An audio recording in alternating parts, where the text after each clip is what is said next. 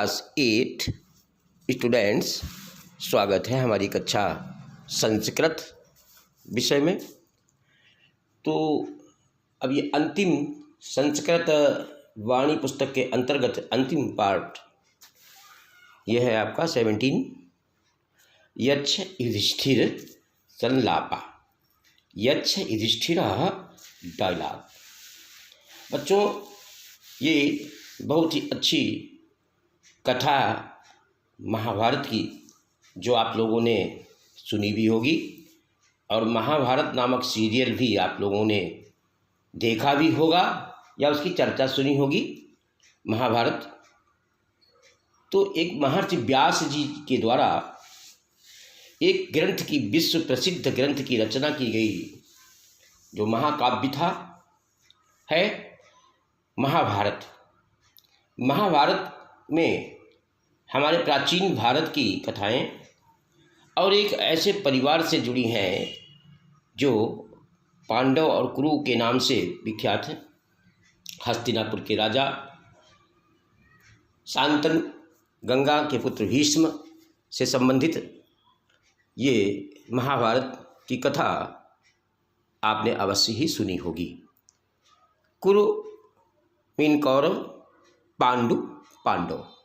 खैर, आगे मैं केवल पांडव के बारे में बता रहा हूँ, कथा तो बहुत लंबी है।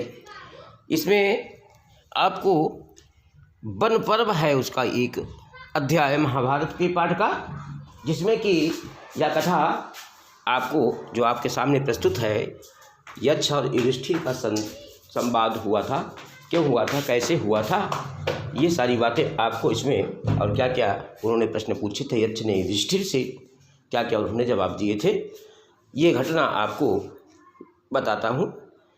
पांडव द्युत क्रीड़ा में जब इनकी हार हो गई पांडवों की, पांडवों में आप सभी जानते हैं कि युधिष्ठिर, अर्जुन, भीम, नकुल, सहदेव, ये 5 भाई पांडव कहलाते हैं।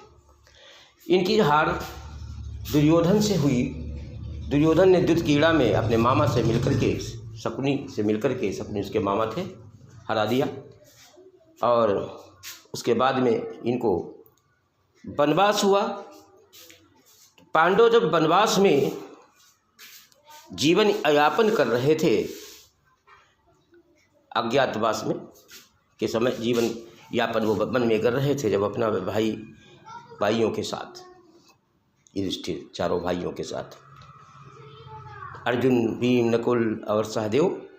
एक बार की बात थी कि इन 5 भाइयों को प्यास लगी और पानी की खोज में वो इधर उधर भटकने लगे। जब युधिष्ठिर ने एक एक करके चारों भाई गए थे पानी लेने के लिए, अर्जुन नहीं आया, काफ़ी देर हो गई, तो भीम गया ढूंढने, फिर नकुल गया और इसी प्रकार से सहदेव भी गया। अंत में युधिष्ठिर कोई इंतज़ार करते करते, प्रतीक्षा करते करते चारों भाइयों को बड़ा टाइम हुआ, देखा कि बहुत देर हो गई है, विलम्ब हो गया है, युधिष्ठिर भी उनकी खोज में वह निकल पड़ते हैं। और आगे जाकर के वे क्या देखते हैं कि एक तालाब के किनारे चारों भाई एक तालाब के किनारे मृत पड़े हुए हैं, मृत अवस्था में, यानी मर गए हैं चारों भाई। तो वे व्याकुल हो उठे भाइयों को मृत देखकर। और तभी तालाब से आवाज़ आई, वहीं से तालाब के अंदर से आवाज़ आई। युधिष्ठिर के आह्वान पर युधिष्ठिर ने कहा, कौन हैं आप, सामने आइए। उनके आवाहन पर दैवी शक्ति यक्ष के रूप में प्रकट हुई, दैवी शक्ति थी जो यक्ष के रूप में प्रकट हुई, और उसने कहा कि हे युधिष्ठिर, यदि तुम मेरे प्रश्नों के उत्तर सही दोगे तो मैं तुम्हारे सभी भाइयों को जीवित कर दूंगा और पानी भी तुमको दूंगा। युधिष्ठिर ने यक्ष के प्रस्ताव को स्वीकार कर लिया और यक्ष के जटिल प्रश्न, कठिन से कठिन प्रश्नों के युधिष्ठिर ने सटीक अपनी विद्वता के अनुसार उनका उत्तर दिया। यही यहाँ पर आपको इस पाठ में कौन कौन से प्रश्न यक्ष ने युधिष्ठिर से पूछे और क्या क्या उन्होंने जवाब दिया, ये आपको इस पाठ में मैं बताने जा रहा हूँ। तो आइए पहले यार, यक्ष उवाच। यक्ष उवाच माने है यक्ष ने कहा, यक्ष ने पूछा। क्या पूछते हैं वो? अब देखिए ये आपके सामने इमेज है, ये युधिष्ठिर है, 4 भाई मृत पड़े हुए हैं और ये तालाब से यक्ष जो थे वह उनसे प्रश्न पूछ रहे हैं। और यक्ष कौन था? यक्ष जो थे यमराज थे, धर्मराज स्वयं थे यक्ष। उनकी परीक्षा लेने के लिए उन्होंने युधिष्ठिर की परीक्षा लेनी चाहिए और उन्होंने इस प्रकार से अपना ये है पूरी कहानी जो अभी बताई, ये उन्होंने परीक्षा में उन्होंने दिखाना शुरू किया। उन चारों भाई जब पानी पी चुके उनकी बात को नहीं माना, एक एक करके तालाब से जब पानी पहले अर्जुन पीने गए तो यक्ष ने कहा कि पहले तुम मेरे प्रश्नों का जवाब दो, उसके बाद पानी पीना। परंतु यक्ष की बात को उन्होंने टाल दिया, पानी पीने लगे, वो मृत हो गए। ऐसे ही तीनों भाइयों नकुल, सहदेव और भीम का भी वही हाल हुआ। उन्होंने यक्ष के प्रश्नों का उत्तर टाल दिया, नहीं दिया और चारों मृत अवस्था में प्राप्त हो गए। जब युधिष्ठिर से भी वही प्रश्न पूछते हैं कि भाई तुम्हारे चारों भाई मृत हो गए हैं, इन्होंने मेरे प्रश्नों का उत्तर नहीं दिया और तुम भी पानी तुमको मिलेगा, लेकिन मेरे पहले प्रश्नों के उत्तर को दीजिए। तभी यक्ष जो थे वो कहते हैं, यक्ष ये स्वीकार कर लिया युधिष्ठिर ने, ठीक है आप प्रश्न पूछें, मैं उत्तर देने का प्रयास करता हूँ। यक्षो उवाच किम स्विद गुरुतरम भूमे किम स्विद उच्चतरम च खात किम स्वेच्छीघ्रतरम वायो किम स्विद बहुतरम तृणात्। ये प्रश्न पूछा उन्होंने युधिष्ठिर ने, यक्ष ने युधिष्ठिर से। किम स्विद, किंचित मीनिंग होता है क्या, क्या गुरुतरम बड़ा, महान, महानता वाली, बड़ा गुरु, गुरु माने गुरु जो होता है महान होता है, बड़ा। गुरुतरम भूमे, भूमे माने पृथ्वी, पृथ्वी से भी महान कौन है। और दूसरा फिर कहा किम स्विद उच्चतरम चा खात, खा बोलते हैं आकाश को और ता लग गया तो ये विभक्ति हो गई आपकी पंचमी। आकाश से क्या उच्चतरम माने उच्च है, ऊंचा है, बड़ा है, और आकाश से ऊंचा कौन है, क्या है। फिर अगले लाइन में देखिए, सेकंड वाले में, तो पहले लाइन में बच्चों आप समझ गए होंगे कि क्या भूमि से क्या बड़ा है, महान है, भूमि से महान कौन है। अब किम सुच उच्चतरम चा खात, आकाश से ऊंचा क्या है। किम शीघ्रतरम, शीघ्रतरम वायु, और वायु से तेज चलने वाला, वायु माने हवा, वायु, वायु से तेज चलने वाले क्या है, क्या है। किम सुच बहुतरम तृणात्, और तृणात् माने तिनका, तिनका से भी हल्का, बहुतरम माने होता है हल्का, अधिक हल्का, क्या है। ये प्रश्न पूछा गया। युधिष्ठिर ने कुछ देर तक उन प्रश्नों का मनन किया और उन्होंने उत्तर दिया, बड़े ही अच्छे ढंग से उत्तर दिया। तो देखिए सेकेंड इसका श्लोक, पहला वाला तो आप समझ ही गए होंगे। उन्होंने पहला पूछा था कि किम किंस्वद गुरुतरम भूमे, यानी भूमि से महान कौन है। उन्होंने उत्तर दिया माता गुरुतरः भूमे खात पितोच्चर स्थिता। उन्होंने कहा कि माता जो है, माता का स्थान भूमि से भी बड़ा है। किसका स्थान बताया भूमि से बड़ा, माता का स्थान। माता गुरुतरः भूमे, भूमि से भी, पृथ्वी से भी बड़ा माता का स्थान है। खात पितो उच्चर स्थितः, खात पितो आकाश से, खाट बने आकाश और पितो बने पिता, उच्च स्थिरा उच्च, उच्चतर, उससे आकाश से भी ऊंचा स्थान जो है वह पिता का है। ये उन्होंने जवाब दिया। मनः शीघ्रतरम बात चित्ता बहुतरी तृणात्, मन की गति जो होती है वह शीघ्रतरम बातात, बातात बने वायु, वायु से भी अधिक तेज चलने वाला मन होता है। तो मन की गति जो होती है वो वायु से भी होती है, अधिक होती है। मन की गति आप जहाँ आप सोच लीजिए, मन से आप वहीं पर उपस्थित हो जाते हैं, तो मन की गति वायु से भी अधिक तेज चलने वाली, जल्दी चलने वाली होती है। बहुतरी तृणात्, और चित्ता बहुतरी तृणात्, चित्त जो है हमारा चित्त हृदय, बहुतरी तृणात्, तिनके से भी अधिक हल्का होता है। तो ये उन्होंने आंसर दिया युधिष्ठिर ने यक्ष से। पहले प्रश्न, ये पहले श्लोक का, इसमें 4 पूछे थे उन्होंने प्रश्न पहले कि भूमि से कौन बड़ा, तो उन्होंने बताया माता, पृथ्वी से कौन ऊंचा, उन्होंने बताया आकाश, और वायु से भी अधिक तेज कौन चलता है जल्दी से, तो उन्होंने बताया मन। और कौन हल्का होता है तिनके से भी, उन्होंने बताया चित्त। तो ये आंसर उन्होंने चारों दिए। इसके बाद फिर यक्ष उवाच, यक्ष बोले किं सुत सुप्तम न निमिषति किंचित जातम नाचे अंगते कश्चिद हृदयम नावस्ति काश्चित वेगेन वर्धते। अब यहाँ पर देखिए किम सुप्तम, क्या सुप्तम माने सोते हुए, सुप्त माने होता है सोना, ना निमिषति ना माने नहीं, निमिषति माने आँख झपकाना। कौन क्या सोते हुए, कौन सोते हुए आँखों को नहीं झपकाता है, आँखों को कौन नहीं झपकाता है, ये क्या प्रश्न हुआ। किंचि जातम चा ना चय अंगते, और क्या जातम माने उत्पन्न होने पर उसके अंग नहीं होते, चा माने और, अंगते माने अंग माने शरीर, और किम माने किम जात, किज्जत माने क्या, जातम माने उत्पन्न होना, ना माने नहीं। तो दूसरा पूछा उन्होंने कि जात यानी पैदा होते ही बिना अंग के, बिना शरीर के क्या है, ये पूछा। तीसरा पूछा कश्चिद हृदयम ना अस्ति, और हृदय किसके नहीं है। अब कश्चिद वेगेन वर्धते, और वेगेन माने वेग से क्या बढ़ता है, तेजी से कौन बढ़ता है। ये इसमें चार प्रश्न इसमें उन्होंने फिर पूछे। पहला था किम श्वेत सुप्तम ना निमिषति, यानी कि सोते हुए भी जो आँखों को कौन नहीं झपकाता है। तो उन्होंने जवाब दिया मतस्य युधिष्ठिर उवाच मतस्याः सुप्तो ना निमिष्य, मतस्या माने मछली सोते हुए भी न निमिषति, अपनी आँखों को बंद नहीं करती, अपनी आँखों को झपकाती नहीं है, ये उन्होंने उत्तर दिया।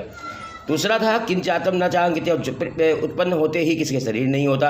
अंडम जातम न चायंगते, अंडम माने अंडा, अंडा जब उत्पन्न होता है तो उसका कोई शरीर नहीं होता, अंडा में कोई शरीर नहीं होता है उसका। तो अंडे का उत्तर दिया उन्होंने। अस्मनो हृदयम न अस्ति, अस्मन कहते हैं पत्थर को, पत्थर के हृदय नहीं है। और नदी वेगेन वर्धते, नदी तेजी से बढ़ती है, नदी जो है उसका वेग, नदी का जो होता है वह सबसे तेज चलती है, नदी तेज होता है उसका वेग। तो ये उन्होंने उत्तर दिया। 8 प्रश्न ये हो गए उनके। कितना सुंदर उत्तर दिया उन्होंने कि मछली सोते हुए भी आँखों को नहीं झपकाती है, अंडा उत्पन्न होते ही अंग नहीं होते हैं, और पत्थर के हृदय नहीं है, नदी तेजी से बढ़ती है, बढ़ते माने बढ़ती है, ये उत्तर दिया। यक्ष उवाच, फिर अगला उत्तर देते हैं वो। किम, प्रश्न पूछते हैं किम नु हित्वा प्रियो भवति, किम नु हित्वा न शोचति, किम न हित्वा अर्थवान भवति, किम नु हित्वा सुखी भवेत। किम माने क्या, नु हित्वा, हित्वा माने होता है छोड़ना, छोड़कर, कित्वा इसमें प्रत्यय लगा हुआ है, क्या छोड़ करके प्रियो भवति, यानी किसको छोड़ दिया जाता है, प्रिय भवति प्रिय होता है, क्या नहीं छोड़कर प्रिय होता है। किम नु हित्वा प्रियो भवति, यानी प्रिय होता है, हित्वा माने छोड़कर, क्या नहीं। तो किम क्या, नु हित्वा प्रियो भवति, किम नु हित्वा न शोचति, और शोक, शोचति माने शोक, हित्वा न माने नहीं, हित्वा माने छोड़कर, नु माने अवश्य ही, किम माने क्या, क्या अवश्य ही छोड़कर क्या शोक नहीं होता है, और क्या अवश्य ही छोड़कर के प्रिय होता है, क्या छोड़ना प्रिय होता है। किम न हित्वा अर्थवान भवति, और क्या छोड़ करके अर्थवान माने धनवान होता है, जिसे छोड़ने पर धनवान, क्या छोड़ करके धनवान होता है। किम न हित्वा सुखी भवेत, और क्या नहीं छोड़ करके सुखी होना चाहिए, क्या छोड़ करके सुखी होना चाहिए, सॉरी। और क्या हित्वार्थ, क्या छोड़ करके अर्थवान भवति, क्या छोड़ करके अर्थवान होता है, धनवान होता है। और किम न हित्वा प्रियो भवति, और क्या छोड़ करके प्रिय होता है, क्या है प्रिय, क्या है, किम न हित्वा न शोक शोचति, और क्या नहीं शोक, और क्या छोड़ करके शोक नहीं करते हैं, शोक नहीं होता है, ये पूछा उन्होंने। तो उन्होंने उत्तर दिया युधिष्ठिरुवाच मानम हित्वा प्रियो भवति। मानम माने मान सम्मान, मान सम्मान को छोड़ करके, हित्वा माने छोड़कर, प्रियो भवति प्रिय होता है, मान जो है हित्वा प्रियो भवति। क्रोधम हित्वा न शोचति, और क्रोध को छोड़ करके शोक नहीं होता, क्रोध को छोड़ करके शोक नहीं होता है। और मानम हित्वा, मान को छोड़ करके प्रिय होता है, मान को छोड़ करके प्रिय होता है, क्रोध को छोड़ करके शोक नहीं होता है। कामम हित्वा अर्थवान भवति, और काम को छोड़ करके अर्थवान होता है, धनी कहलाता है। अर्थवान माने धनी होता है। लोभम हित्वा सुखी भवेत, और लोभ को छोड़ करके सुखी होना चाहिए, भवेत माने होना चाहिए। तो ये युधिष्ठिर ने उनके और 4 उत्तर दिए। इसके बाद में आगे आपका और भी है एक और लास्ट वाला। ईद साधु यच्छोवाच कः शत्रु दुर्जयः पुंसां कश्च व्याधिर अनंतकः कीदृश्च स्मृतः साधु कीदृशी स्मृतः। क्या शत्रु दुर्जय, दुर्जय माने मुश्किल से जीता जा सकने वाला, क्या शत्रु पुंसाम मनुष्य पुरुषों में, शत्रु दुर्जय कहा मुश्किल से जीता जा सकने वाला, क्या कौन सा शत्रु है। काश व्याधिर अनंत कहा, और क्या व्याधि जो है असीमित व्याधि रोग क्या है। कीदृश्च स्मृतः साधुर, और कैसा साधु याद करने योग्य होता है। और साधु कीदृशः स्मृतः, और क्या कैसा साधु जो है वो याद करने के योग्य होता है, जिसको याद किया जाता है। हाँ, आप क्या उत्तर है इसमें, साधु कीदृशः स्मृतः, कीदृश स्मृतः। तो ये देखिए, क्रोधा सदुर्जया, क्रोध रूपी शत्रु जो होता है वह उस पर मुश्किल से जीता, उसको वह बहुत मुश्किल से जीता जा सकता है, सदुर्जया। और शत्रु लोभो व्याधि अनंत का, और शत्रु जो होता है लालची होते हैं, लालच जो है वो अनंत माने बहुत सी असीमित रोगों का शत्रु लाभ होता है। लाभ जो होता है, लालच जिसको कहते हैं, वो अनंत रोगों का जड़ है कहा जाता है। सर्वभूत हितः साधु, सर्वभूत हिता माने सभी का कल्याण करने वाला साधु। और असाधु निर्दयः स्मृतः, असाधु निर्दयी याद करने हेतु वो याद नहीं किया जाता। जो निर्दयी साधु होता है, सभी का कल्याण करने वाला साधु जो होता है वो याद करने के योग्य होता है, स्मृता। असाधु निर्दया स्मृतः, और जो निर्दया होता है, जो जिसमें दया नहीं होती है, उसको नहीं, वह साधु नहीं कहलाता है। तो बच्चों, यह आपको महाभारत का एक अंश जो वनवास पर्व कहा गया, जो इसे वेद व्यास ने इसकी रचना की, ये भी आपको बताया मैंने। और उसमें से वन पर्व से ये कथा ली गई थी। जो पांडव जब वनवास में अपना जीवन यापन कर रहे थे और युधिष्ठिर के 4 भाई पानी पीने जाते हैं, चारों भाई बिना प्रश्नों का उत्तर दिए हुए यक्ष के वो मृत्यु को प्राप्त हो जाते हैं। अंत में युधिष्ठिर सारे प्रश्नों का उत्तर देता है, और उसके जो है बाद में इसके आगे की कहानी ये है, यक्ष इन पर प्रसन्न हो जाता है युधिष्ठिर पर, और प्रसन्न होकर के कहते हैं कि आपको जो भी मांगना है आप वर मांग लीजिए। तो उन्होंने सबसे पहले वो मांगना, फिर आगे कहानी और है कि अपने 4 भाइयों को फिलहाल इस तरीके से जीवित करा लिया। और पहले किसको जिलाना चाहते थे, तो नकुल, सहदेव, भीम और अर्जुन में से। तो ये आगे की कहानी है, इसमें आपके श्लोक में नहीं है। अब किसी समय पूरी कहानी इसकी संदर्भ में मैं आगे की बताऊंगा। और ठीक है, यहीं पर मैं अब आपसे विराम लेता हूं। आगे मैं आपको ग्रामर इसका सेकेंड पार्ट में मैं आपको डिटेल में इसकी बताऊंगा। Okay, bye.